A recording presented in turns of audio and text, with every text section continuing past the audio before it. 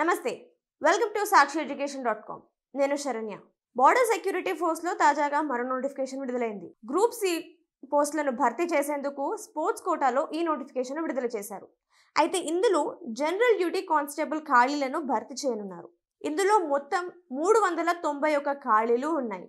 అంటే general duty constable పోస్టులు 391 ఖాళీలు. ఇందుకు సంబంధించిన నోటిఫికేషన్లో కావాల్సిన ఎలిజిబిలిటీస్, అప్లికేషన్ విధానం ఎలా ఉంటుంది, ఎంపిక విధానం ఎలా ఉంటుంది, ఇటువంటి విషయాలను పూర్తిగా వివరించారు. ఆ వివరాలను ఒకసారి మనం తెలుసుకుందాం. ఈ మొత్తం పోస్టులు గ్రూప్ సి స్పోర్ట్స్ కోటాలో భర్తీ చేస్తున్నారు. ఇందుకు కావాల్సిన కనీస అర్హత, అందులో విద్యార్హత విషయానికి వస్తే 10వ తరగతి పూర్తి చేసుకుని ఉండాలి. ఈ 10వ తరగతిని అభ్యర్థి గుర్తింపు పొందిన బోర్డు నుంచి పూర్తి చేసి ఉండాలి. దీంతో పాటు గత 2 సంవత్సరాల్లో స్పోర్ట్స్ క్వాలిఫికేషన్ ప్రకారం అభ్యర్థి ప్రతిభను చూసి కూడా అర్హతగా పరిగణిస్తారు. ఇక వయసు విషయానికి వస్తే అభ్యర్థికి 18 నుంచి 23 ఏళ్ల మధ్యలో వయసు ఉండాలి.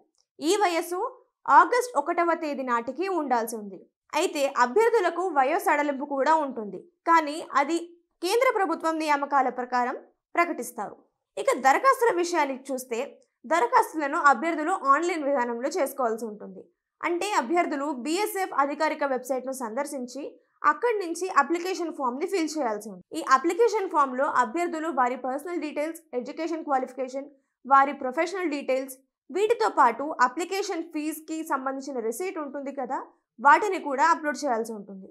అందులో అడిగిన డాక్యుమెంట్స్ అంటే ఎడ్యుకేషన్కి సంబంధించిందైనా లేదా మీ కేటగిరీస్కి సంబంధించిందైనా అడిగితే వాటన్నిటిని కూడా సాఫ్ట్ కాపీలో అప్లోడ్ చేయాల్సి ఉంటుంది. ఇక ఈ దరఖాస్తులను అభ్యర్థులు నేటి నుంచి ప్రారంభించవచ్చు. అంటే అక్టోబర్ 16 నుంచి ఈ దరఖాస్తులు ప్రారంభం కానున్నాయి. ఈ దరఖాస్తులను అభ్యర్థులు వచ్చే నెల 4వ తేదీలోపు పూర్తి చేసుకోవాలి. అంటే నవంబర్ 4వ తేదీన ఈ దరఖాస్తులు ముగియనున్నాయి. ఎంపిక విషయానికి వస్తే అభ్యర్థులను షార్ట్ లిస్ట్ చేస్తారు. అభ్యర్థులు వారి దరఖాస్తుల ప్రకారం, వారి క్వాలిఫికేషన్, వారి ఏజ్ లిమిట్, వారి డీటెయిల్స్ ప్రకారం వారిని షార్ట్ లిస్ట్ చేస్తారు. ఆ తర్వాత వారికి పరీక్షలు నిర్వహిస్తారు. షార్ట్ లిస్ట్ అయిన అభ్యర్థులకు ఈమెయిల్ లేదా మొబైల్ ద్వారా వారికి అడ్మిట్ కార్డులు వస్తాయి.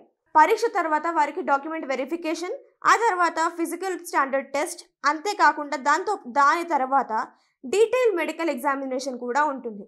ఇవి సెలక్షన్ ప్రాసెస్. ఇక ఒక్కసారి వారి ఫిజికల్ ఎలిజిబిలిటీ చూసుకుంటే కనుక అభ్యర్థులకు ఎత్తు ప్రకారంగా చూసుకుంటే మగవాళ్లకు 170 సెంటీమీటర్స్ ఉండాలి. అలాగే ఆడవాళ్లకు 157 సెంటీమీటర్స్ ఉండాలి.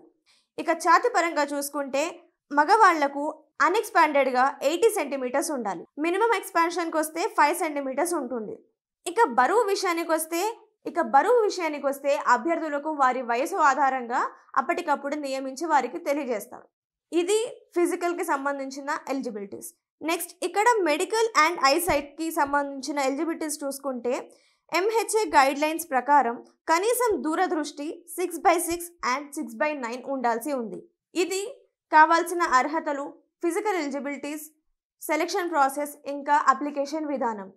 ఇక చివరిగా వేతనం విషయం చూసుకుంటే లెవెల్ 3 ప్రకారం 21,700 నుంచి 69,100 వరకు వస్తుంది. దీంతో పాటు కేంద్ర ప్రభుత్వం నియమించే ఇతర అలవెన్సెస్ కూడా వారికి వర్తిస్తాయి. చూసుకున్నాం కదా, ఇది పోస్ట్కి సంబంధించిన వివరాలు. నోటిఫికేషన్ నుంచి మీరు మరిన్ని వివరాలను కూడా తెలుసుకోవచ్చు. అలాగే ఈ సాక్షి ఎడ్యుకేషన్ వెబ్సైట్ను, అలాగే యూట్యూబ్ ఛానల్ని కూడా సబ్స్క్రైబ్ చేసుకొని జాబ్ అప్డేట్స్ అండ్ ఎడ్యుకేషన్కి సంబంధించిన మరిన్ని అప్డేట్స్ని తెలుసుకోండి. Thank you.